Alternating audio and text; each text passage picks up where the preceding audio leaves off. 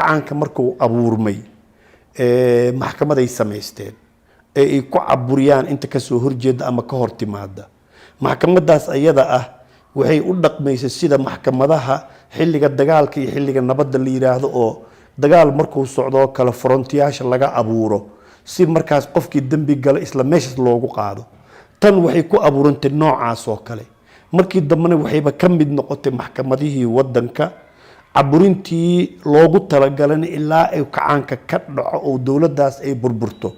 dadka way qasbi jireen cadaalad darro weyn ah ka jiri jirtay waxa ka jiri jirtay dad dil oo aan qeyr caadi ah oo dad aan dambiba lahayn qaarkood loo dili jiray kuwa kale ha ku cilmi qaataan waay adiga intii aad shaqeynaysay kiisaskii aad gashay ee maxkamadda ee aad ka sheekeyn karto maxaa ka mid ahaa kugu adkaa wallahi kiisas aad u badan ay ahaayeen laakiin waxaan hadda aan kaaga soo taaban karaa oo weliba xasaasi ahaa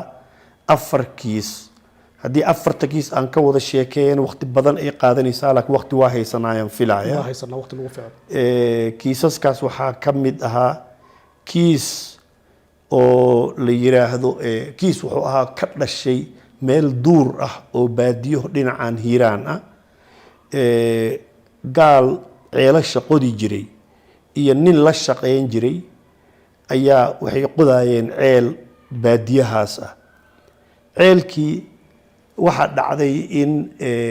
waa taqaana riiga madaxiisa hore oo dhulka galayo waa diamond qaali waay lacag aad u badanna waa joogaa gaalka ninkii la shaqeynayay wuxuu go'aansaday inuu madaxaas xado uu iibsado tii way dhacdayo gaalkii markuu damcay shaqadii inuu qabto wuxuu waayay madaxii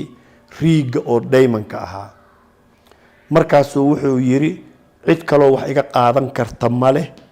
ee marka waa inaan u gudbiyaa CID iyo baaritaan madaxaas la iga xaday ciddii mataqaanaa qaaday ninkii marka ceel wuxuu isku ogaa asaga inuu marka dambe loo imaanayo kii la shaqeynayay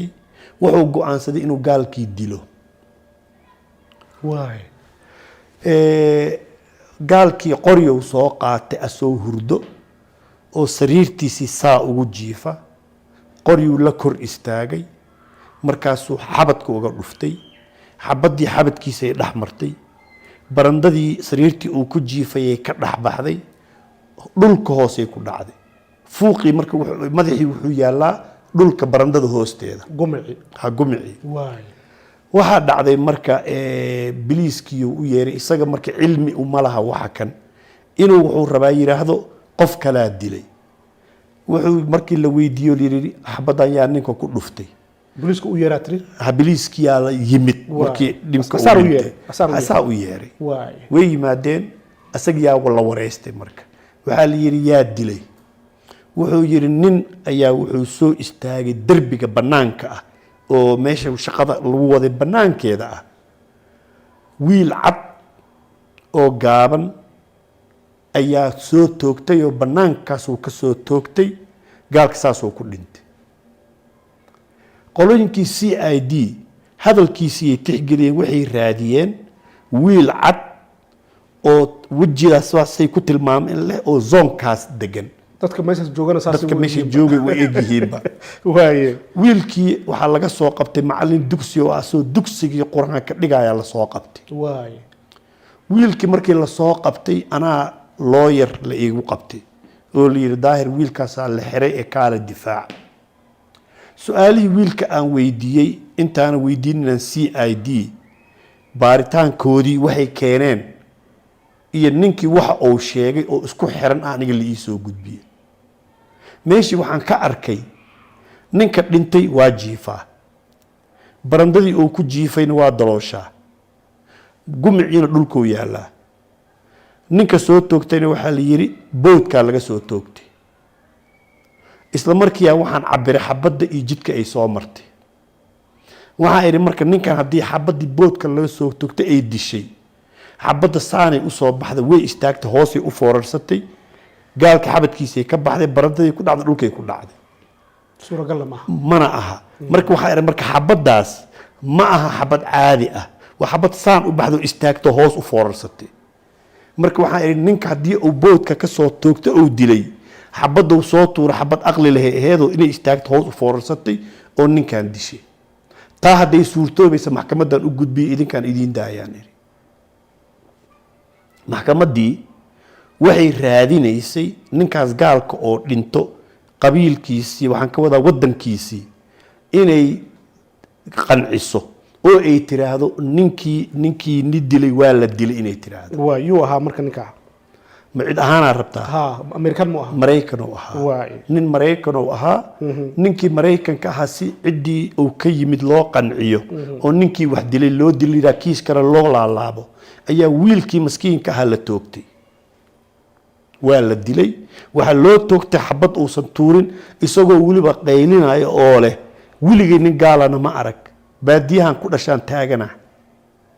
qorina ma aqaan si loo qaado macallin dugsiyaan ahay waa la toogtay ninkii marka Zoona iyo Sooman meelahaas inay hedo meelahaas sida la sheegay bulburta agteeda waay waxa dhacday sanad kadib ninkii oo gaalka dilay oo runta ahaa waa waashi isaga jidka la taagan anaa dilay nin maskiina la dilay madaxayga loo dilay isaga jidka la taagan oo qaylinay oo dhahayo ninkaas anaa dilay wiilkaas qalada loo dilay anaa dilay waana waashi waay Soomaaliyu ka ahaa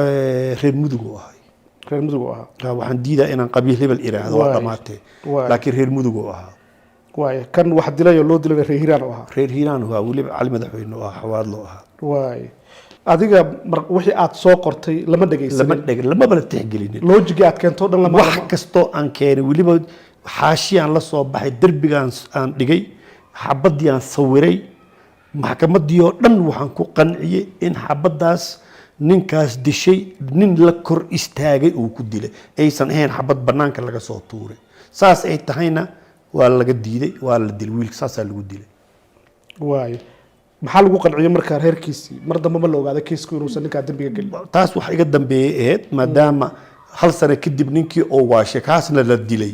haddee markaas waxa waaye wax iga dambeeyay ahayd reerkii sidii loo qanciyey iyo sidii kaloo la yeelay aada uma xasuusta laakiin ma u maleynayay wax ka dambeeya oo la qabtay inaysan jirin kii inuu waashay uu la celcelinayo waa la ogaa laakiin cid dambe oo tallaabo qaada male ciddiina mag lama siinin taas anaa og wax magdhow lama siin ciddaas marka ninkii dilka aad u maleynaysay inuu wax dilay ha oo asagaaba qirtay markii dambe isagoo xanuunsan oo isagoo maska jiro ha laakiin qof waalan wax looma qabanayo dambi ma leh wax gaar loo raacanay ma jiro loo raacana ma leh marka eedda waxaad saaraysaa maxkamadda badbaadada mar walba wixii loo baahnaa ha